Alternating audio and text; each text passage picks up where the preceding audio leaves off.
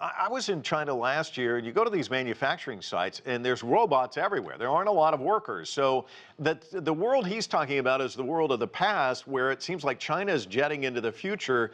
Can you talk a little bit about this clash? I mean, this kind of manufacturing he's describing doesn't seem to exist anymore. Right, well, it doesn't exist in the United States, and it probably is not going to exist.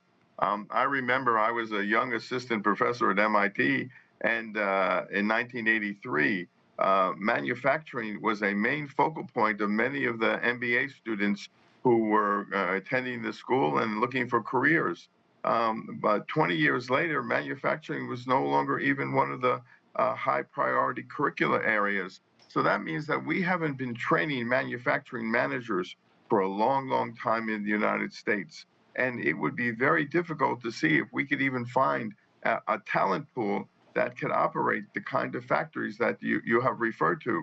I was in the city of Quincy for a number of years. This is where Foxconn, the Taiwan company that does a lot of work for Apple, when I got there, there were like 250,000 workers in their facilities. 5 years later, when I left, if you walked in, it was primarily robotic arms, high-level automation, and this was the factory of the future. So when China talks about MIG 2025 or other kind of programs on emerging technologies, it's all talking about advanced manufacturing at a level that the United States even has not seen in many, many years. So I think Trump is barking up the wrong tree. Again, it's not a bad idea to reduce some degree of supply chain vulnerability, but that just means a reconfiguration of supply chain. It doesn't mean everything made in the United States.